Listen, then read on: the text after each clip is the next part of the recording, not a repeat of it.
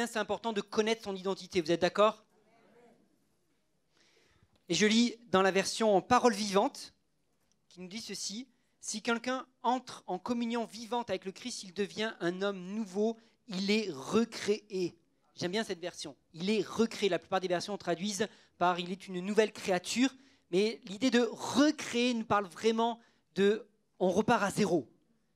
On repart, on efface l'ancien et on refait quelque chose complètement nouveau. Amen, je continue la suite. L'ancien état est dépassé. Ce qu'il était autrefois a disparu. La nouvelle création a déjà commencé. Voici, tout est devenu nouveau. Amen. Et c'est vraiment ce qui se passe quand nous donnons notre vie à Jésus. On devient quelque chose de nouveau. Et notre identité change également. Notre identité est changée. Est-ce que vous saviez qu'en Égypte, ta foi, ta religion est écrite sur ta carte d'identité? Ça fait pleinement partie de ton identité.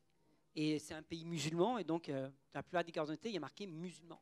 Mais vous connaissez qu'il y a aussi les chrétiens, et donc il y a marqué chrétien sur la carte d'identité. Là où ça pose problème, c'est quand un musulman devient chrétien, parce qu'il doit du coup changer sa carte et marquer chrétien dessus. Et ça pose problème. Et du coup, ce qu'ils font pour garder la vie sauve quand même, parce que ça peut être la peine de mort, c'est qu'ils changent carrément d'identité. Pas juste la religion sur la carte d'identité, mais ils changent carrément de nom, de prénom. Ils sont même souvent extraits de leur famille, parce qu'ils courent un risque à rester dans leur famille. Ils peuvent être mis à mort dans leur propre famille. Leurs propres familles peuvent les mettre à mort. Et se convertir entraîne vraiment un changement. Ils sont recréés. Pour eux, c'est du concret ce verset. Quand ils donnent leur vie à Jésus, pour eux, c'est complètement concret. Ils changent de famille, ils changent de nom, ils changent d'identité. Tout est changé, ils deviennent une nouvelle personne. Mais vous savez que, sans parler forcément de religion, en France, vous connaissez la Légion étrangère? La Légion étrangère, c'est un groupe de l'armée qui est réservé aux étrangers, comme son nom l'indique. C'est les étrangers qui veulent servir la France. Déjà qu'on ne trouve pas beaucoup de Français qui veulent servir la France, mais on trouve des étrangers qui veulent servir la France. Mais même si tu es français, tu peux quand même servir dans la Légion étrangère. Mais tu changes d'identité. Et tu changes même de nationalité. Si tu étais français, on va dire, maintenant tu es canadien. Maintenant tu es américain ou tu es italien. On te change ta nationalité pour pouvoir t'engager dans la Légion étrangère. Quand tu deviens chrétien, tu changes également de nationalité. Parce que tu changes de filiation, tu changes de parentalité. Avant, tu avais pour père le diable, et maintenant tu as pour père Dieu. Dieu le créateur, celui qui a tout créé. Avant, tu avais pour père celui qui est le père du mensonge, et maintenant tu as pour père celui qui est le père de la vérité. Amen. En qui ne réside point de défaut, en qui ne réside point le mal. Et ça change tout. Ça change tout de connaître vraiment son identité. Imaginez-vous que demain, à votre travail, vous recevez un courrier et on vous dise « Vous êtes de race royale » et on vient de découvrir que vous étiez le prochain roi d'Angleterre. Est-ce que vous allez y rester à votre travail? Est-ce que vous allez continuer à travailler là, dans votre bureau, dans votre usine, dans votre... Qu'est-ce que vous allez faire? Vous allez aller voir le patron, vous allez montrer la lettre. Et rate patron. Quoi? Patron, excuse-moi, c'est moi le patron maintenant. C'est qui le patron? Tu vas prendre tes clics et tes claques, tu vas quitter ton appart F2 là où je sais pas trop quoi. Et tu vas arriver en Angleterre, tu dis, c'est qui le patron? C'est moi. Ta vie va changer. Jusqu'à présent, tu ne savais pas que tu étais le roi, mais tu viens de découvrir, et on vient de découvrir pour toi que tu étais roi. Et ça change toute ta vie. Et tu vas manifester quelque chose de nouveau. Tu vas vivre complètement de manière différente. Toute ta vie va changer, toute ta vie va être transformée. Même tes habits, c'est fini. Tu vas plus t'habiller au marché. J'ai rien contre le marché, mais vous avez déjà croisé la reine d'Angleterre au marché? Alors déjà, vous allez me dire, oui, c'est normal, elle ne vit pas à Sarcelles. Sûr. Mais même si vous alliez en Angleterre, vous n'allez pas la croiser au marché, la reine d'Angleterre. Parce qu'on l'habille sur place. Parce que c'est que de sur-mesure pour elle. Et elle ne va pas faire les magasins. Hein. Même les magasins de luxe, elle n'y va pas. Vous comprenez? Si demain tu découvrais que tu étais de roi royal, que tu étais le prochain roi d'Angleterre ou de Belgique ou je ne sais pas quel pays, tu ne continuerais pas à vivre de la même manière. Ta vie serait bouleversée, changée. Et il ne s'agirait pas de devenir quelqu'un d'autre.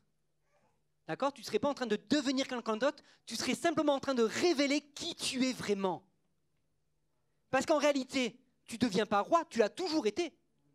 La différence, c'est que tu ne le savais pas. Mais tu l'étais déjà. D'accord? Il s'agit donc, quand on a notre identité en Christ, quand tu prends conscience de ton identité en Christ, il ne s'agit pas de devenir quelque chose que tu n'es pas, il s'agit de révéler quelque chose que tu as en toi. Parce que la Bible nous dit que quand je donne ma vie à Jésus, ce n'est plus moi qui vis, c'est Christ qui vit en moi. Et donc il s'agit de manifester et de révéler cette puissance que j'ai en moi. Jésus, Jésus ressuscité. Amen. Si je prends un noyau de mangue, vous aimez les mangues? Si je prends un noyau de mangue et que je le plante dans la terre, il va sortir quoi? Si je prends un noyau de mangue et je dis maintenant tu vas devenir un citronnier et que je le plante dans la terre, est-ce qu'il va faire pousser des citrons? Non, parce qu'il ne peut que produire ce qui est programmé à l'intérieur. L'arbre qui va sortir du noyau va révéler uniquement ce qui est programmé dans le noyau. Et tu pourras dire ce que tu veux sur ce noyau-là. Si c'est un noyau de mangue, il ne pourra sortir que des mangues. Il ne pourra pas sortir de figues, de raisins, de citrons, n'importe quoi. Tu pourras proclamer ce que tu veux, faire du marabout dessus, ça ne marchera pas. Il ne s'agit pas de devenir quelque chose, il s'agit de révéler ce qu'il y a en toi. Et beaucoup trop de chrétiens vivent sans avoir réalisé ce qu'ils étaient vraiment parce qu'ils ne connaissent pas leur identité en Jésus. Et tant que tu n'as pas pris conscience de ton identité en Jésus, tu ne peux pas révéler ton identité. Et tu ne peux pas vivre selon ton identité. Tant que tu n'as pas pris conscience que tu étais le roi d'Angleterre, tu ne pourras jamais aller prétendre au trône. Tu comprends? Et tu continueras ta vie, toute ta vie, à la fin de ta vie, tu vas dire « Oh, ma vie, elle était nulle, etc. » Alors, tu ne savais même pas que tu étais le roi. Et pour pouvoir prendre conscience de mon identité en Christ, où est-ce que je vais la trouver, mon identité en Christ? Où est-ce qu'elle est écrite? Dans la Bible. Et c'est pour ça qu'on ne cesse de vous répéter régulièrement, lisez votre Bible. Toutes les réponses sont dans la Bible. Tu veux connaître ton identité, elle est écrite dans la Bible. Alors j'aimerais vous en citer quelques points rapidement, puis je m'arrêterai peut-être sur un point ou deux. Mais quand je réfléchissais un petit peu à ça, j'ai réfléchi à tout ce qu'on pouvait trouver dans la Bible. J'ai trouvé plus d'une vingtaine de caractéristiques nous montrant et nous parlant de notre identité en Jésus. Ça en fait pas mal, hein? Une vingtaine, je ne sais pas si j'ai été complètement exhaustif, mais vous pouvez en rajouter sur votre liste personnelle. Nous sommes, comme je viens de dire dans 2 Corinthiens 5,17, on est une nouvelle créature.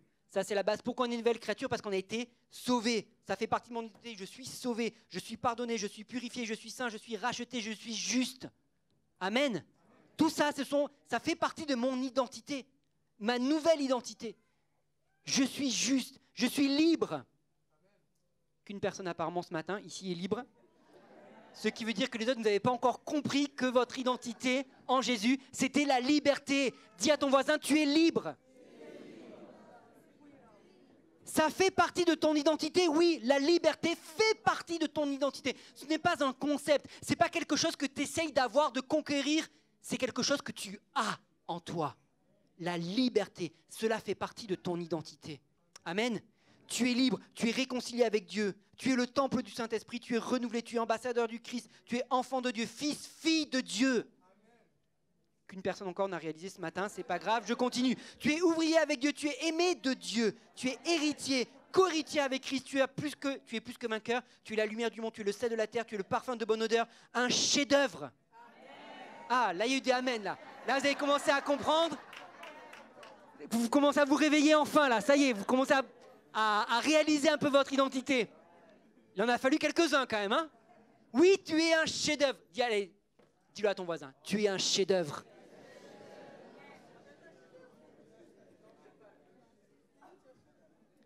C'est pas une blague, hein? On ne dit pas ça pour se faire mousser, on ne dit pas ça.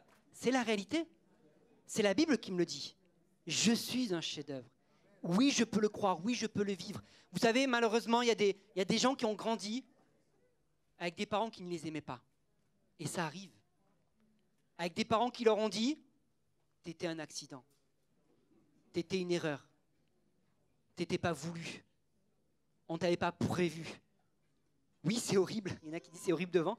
Oui, c'est horrible, mais malheureusement, il y en a qui témoignent de ça. Il y a des gens qui le disent, mais mes parents me l'ont dit, qu'ils ne me voulaient pas. Mes parents me l'ont dit que j'étais une erreur. Mais sache que tu étais voulu de Dieu. Et tu n'es pas une erreur, tu es un chef-d'œuvre. David disait dans les psaumes, je te loue de ce que je suis une créature si merveilleuse. Oui, ça fait partie de ton identité également. Tu es quelqu'un de merveilleux. Tu as été désiré de Dieu. Tu es aimé de Dieu. Quelles que soient les paroles qu'ont pu te donner tes parents, sache que Dieu t'aime, que Dieu te désirait, que Dieu te voulait. Amen. Je continue ma liste. J'en étais à chef-d'œuvre. Tu n'es jamais seul, tu es merveilleux. Je l'ai dit, tu es courageux, tu es comblé, tu es membre du corps de Christ, tu es membre de la famille de Dieu. Tu es le serment qui est attaché au vrai cep, Jésus. Amen. Tous ces points-là sont ton identité. Et je t'invite à relire la Bible, à relire les évangiles, à rechercher tout ce qui fait ton identité pour pouvoir vivre pleinement en rapport avec cela.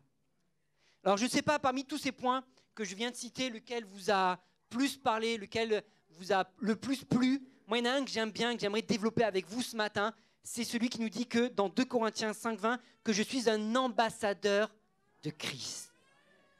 Amen. Nous sommes des ambassadeurs de Christ. Et c'est pas rien. C'est pas rien d'être un ambassadeur. Je ne sais pas qu'est-ce que ça évoque pour vous un ambassadeur, mais c'est plutôt sympa. Quand on y pense, quand on y réfléchit, un ambassadeur, c'est les belles rencontres. Hein, c'est les belles tenues, les belles soirées. Quand on voit ça dans les films, à chaque fois qu'on voit des ambassadeurs dans les films, c'est toujours les soirées là, où on est habillé à 4 épingles, avec les buffets, les petits fours par-ci, par-là, etc. Et il y a quelque chose que j'aime bien dans la notion d'ambassadeur, c'est le fait d'avoir l'immunité diplomatique. Vous connaissez ce concept de l'immunité diplomatique ? Quels que soient les faits de l'ambassadeur, il ne peut rien lui arriver.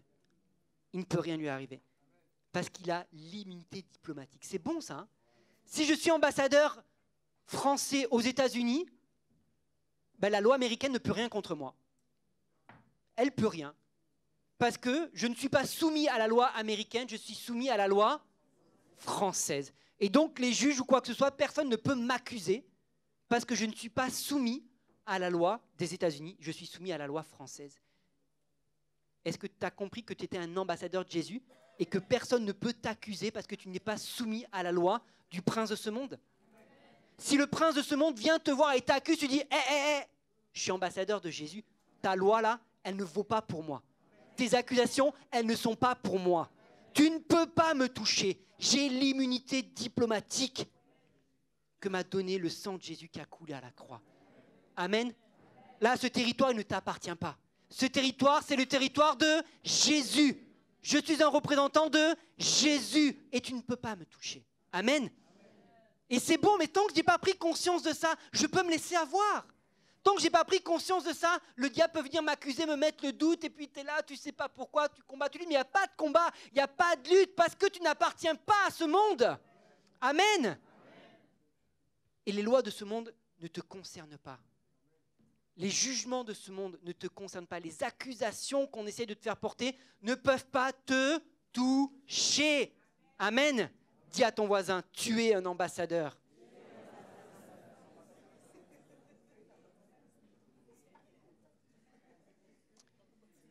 Ça, c'est le côté quand même assez cool de l'ambassadeur. Maintenant, il n'y a pas que des côtés cool, quoi. Si, c'est quand même cool, mais il faut réaliser qu'en tant qu'ambassadeur, effectivement, il y a cette immunité diplomatique, mais il y a également le fait que tu représentes l'autorité du pays qui t'a envoyé. Et donc, tu as un devoir de représentation. Tu as un devoir de faire bonne figure aussi. Malgré tout, même s'il y a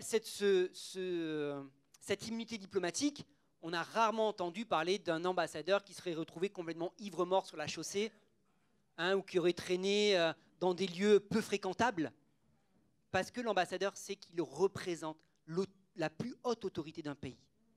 Il représente le président. Il représente le roi, si c'est un roi qui est en charge dans un pays. Il représente l'autorité. Le président, le roi, lui a délégué son autorité. C'est pas rien, hein ? Réalisons ce matin que Dieu également nous a délégué son autorité sur terre. Waouh! Oui, tu as de l'autorité. Tu as de l'autorité sur la maladie. Tu as de l'autorité sur les démons. Tu as de l'autorité sur les montagnes qui se dressent devant toi. Oui, tu as cette autorité parce que tu es un ambassadeur et que Dieu t'a délégué cette autorité sur ta propre vie. Amen. On a donc des privilèges en tant qu'ambassadeur. On a des droits et on a des devoirs également. Devoir de représentation, devoir de bien se comporter, devoir d'appliquer la loi du pays dans lequel je suis, d'appliquer la loi du pays qui m'a envoyé, excusez-moi, et que je représente. Et Éphésiens chapitre 5 nous parle un petit peu du bon comportement à avoir. Quel type de comportement? Comment nous devons vivre de manière concrète? Éphésiens chapitre 5, je vous invite à lire avec moi plusieurs versets. On va essayer de voir plusieurs versets ensemble ce matin. Éphésiens chapitre 5, je lis au passage dans la version Parole vivante. Si vous avez remarqué des différences avec votre Bible, c'est normal. C'est la version Parole vivante. Comme des enfants imitant leur Père, vous de même, enfants bien-aimés de Dieu, suivez en tout point son exemple. Que votre vie soit régie par l'amour. Agissez comme le Christ qui vous a tant aimé, qui s'est offert en sacrifice pour vous comme une véritable offrande dont le parfum plaît à Dieu. 2 points importants dans ce verset numéro 2. Que votre vie soit régie par... J'ai pas entendu. Que votre vie soit régie par l'amour. L'amour, c'est la base. Je pense que vous l'avez souvent entendu, on prêche souvent là-dessus, mais c'est important de le dire et de le redire. L'amour est fondamental. Pourquoi? Parce que Dieu a envoyé son Fils par amour. Jésus est mort sur la croix par amour également. Et si nous vivons pour lui, on doit vivre par amour également, pas par obligation. On ne doit pas faire les choses parce que je suis contraint de le faire. J'obéis à Dieu pas parce qu'il m'oblige de lui obéir, j'obéis à Dieu parce que j'aime Dieu. Je suis Jésus parce que j'aime Jésus. Amen. Ça, c'est la base. La deuxième chose qu'il nous dit, c'est agissez comme le Christ. Est-ce que ce n'est pas la base d'un ambassadeur? Est-ce que vous pensez qu'un ambassadeur français aux États-Unis peut se permettre, s'il y a une loi qui passe en France, de dire non, celle-là, je ne l'applique pas? Ce n'est pas possible. S'il y a une loi qui passe en France, si Macron décide de faire passer telle loi, l'ambassadeur, qu'il soit d'accord ou pas avec Macron, qu'il soit du côté de Macron, qu'il ait voté pour lui ou pas, il doit s'exécuter. Il doit faire passer cette loi également dans son ambassade. Il doit faire appliquer cette loi dans son ambassade. Vous comprenez ou pas? Nous sommes ambassadeurs de Christ et il ne s'agit pas de savoir si ça me plaît, si ça ne me plaît pas ce qui est écrit dans la Bible. Il ne s'agit pas de savoir si je suis d'accord ou pas d'accord avec ce qui est écrit dans la Bible. Je suis un ambassadeur. Et donc, ma vie doit se conformer à ce qui est écrit dans la Bible et je dois me conformer à Christ lui-même. Amen. Je dois agir comme Christ agirait. Je dois agir comme Christ agirait. Et ça, c'est un très bon étalon. Ça, c'est une très bonne façon de savoir si je suis bien ou si je ne suis pas bien dans ce que je fais ou pas. Est-ce que si Jésus était à côté de moi tout de suite, dans mon lieu de travail, j'agirais de la même façon? Si quand je suis avec mes collègues dans la salle de pause, à la machine à café, et que Jésus était aussi là, est-ce que j'aurais les mêmes paroles? Si Jésus était assis avec moi dans le canapé, est-ce que je regarderais les mêmes films, les mêmes séries? Si Jésus avait mes écouteurs sur les oreilles, est-ce que j'écouterais la même musique? Si Jésus était avec moi dans la chambre, est-ce que je m'habillerais de la même façon? Ça, c'est une façon facile de savoir finalement si ma vie et si j'agis comme Christ ou pas. Pose-toi la question, est-ce que Christ agirait de cette manière-là? Est-ce que Christ regarderait ça? Est-ce que Christ écouterait ça? Est-ce que Christ s'habillerait comme ça? Est-ce que Christ, s'il sortait avec moi dans la rue, est-ce qu'il changerait de trottoir ou pas?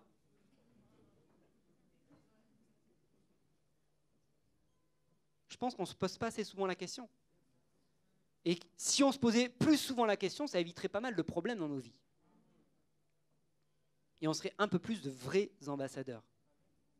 On serait un peu plus de vrais ambassadeurs. Agissez comme le Christ qui vous a tant aimé. C'est pas juste agissez comme le Christ parce qu'il faut agir comme le Christ. Agissez comme le Christ qui vous a tant aimé. Christ qui a donné sa vie pour toi. Christ qui t'a tellement aimé qu'il a tout sacrifié pour toi. Oui, nous devons agir comme lui. Une bonne réflexion. Pose-toi cette question-là. Oui, je suis un ambassadeur, amen, j'ai l'immunité, c'est super, etc. Mais est-ce que je représente vraiment Christ? Est-ce que j'agis vraiment comme il agirait s'il était à ma place? Amen. C'est un peu moins vigoureux le amen là cette fois-ci. Hein. Quand on parlait d'immunité, là c'était ouais.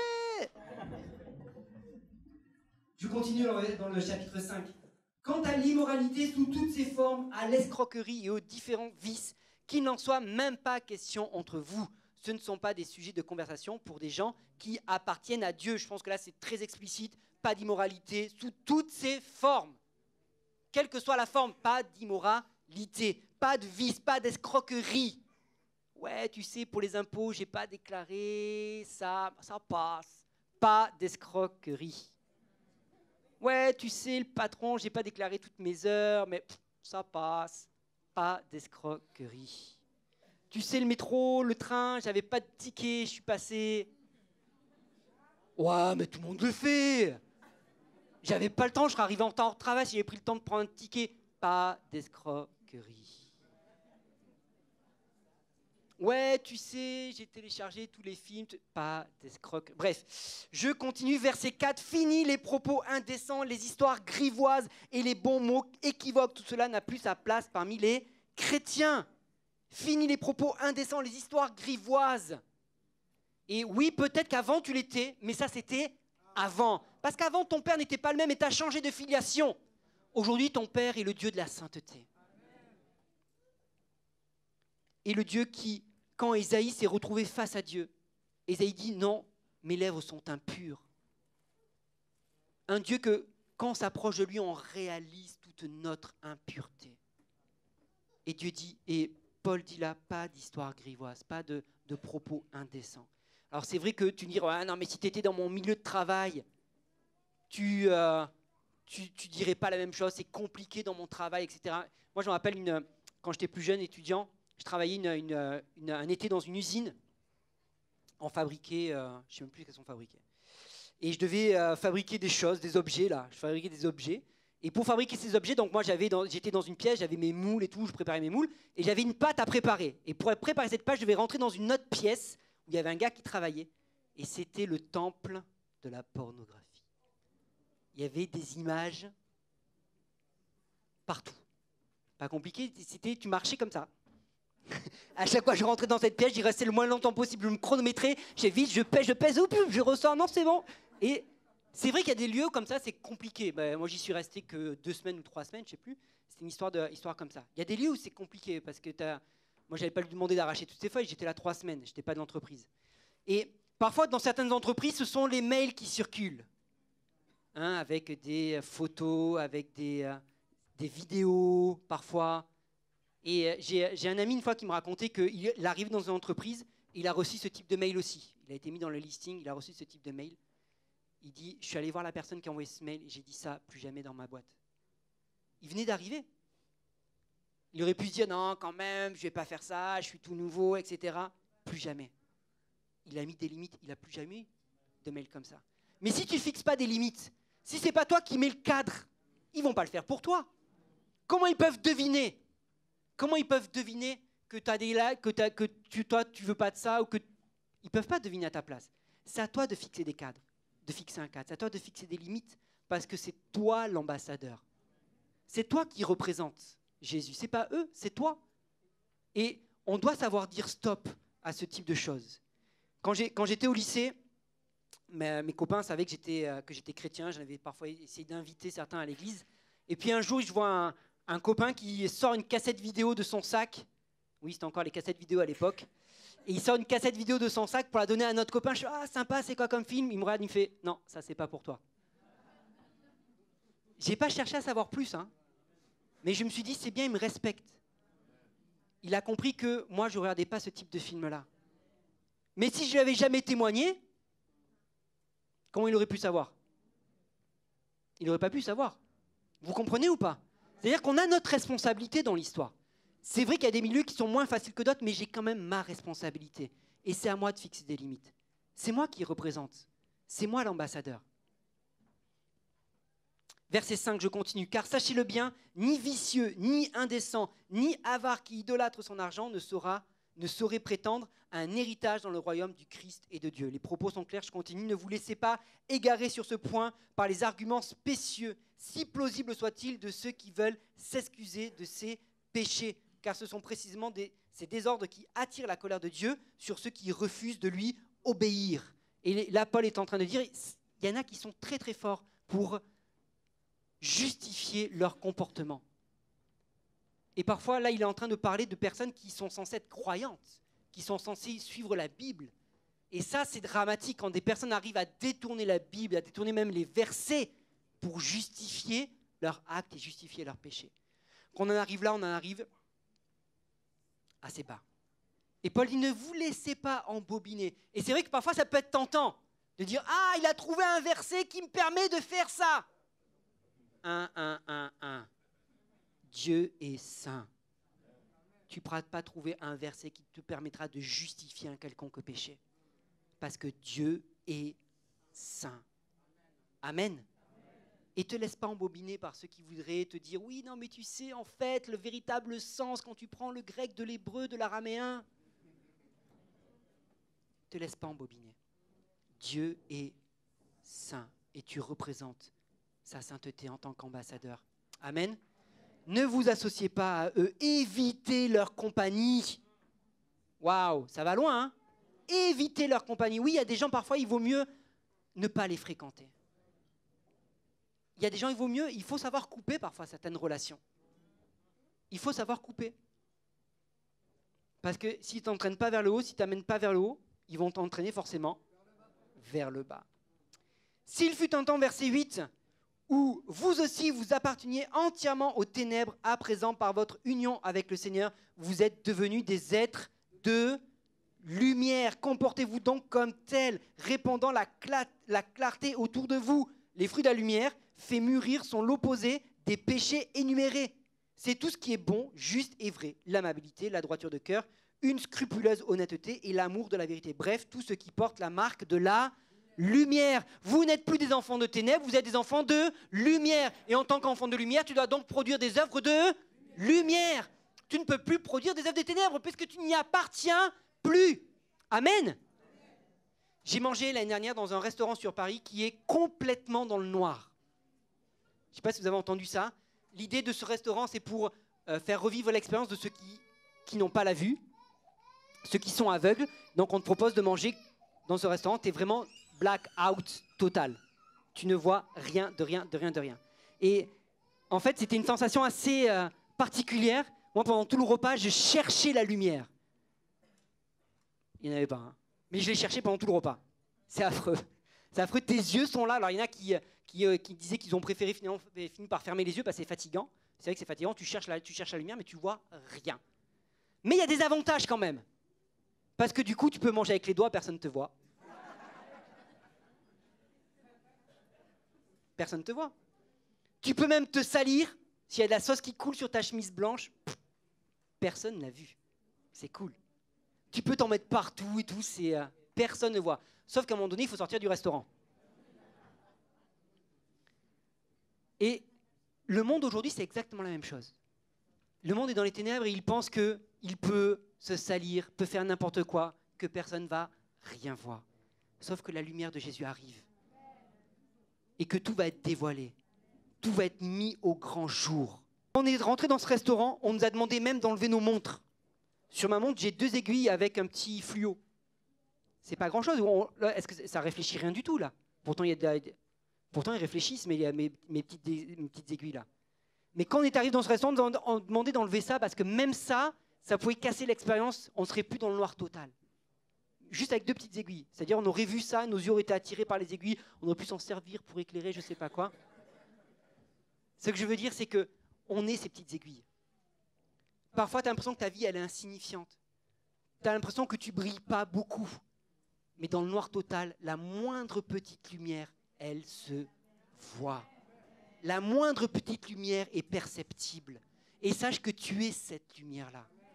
Tu es cette lumière.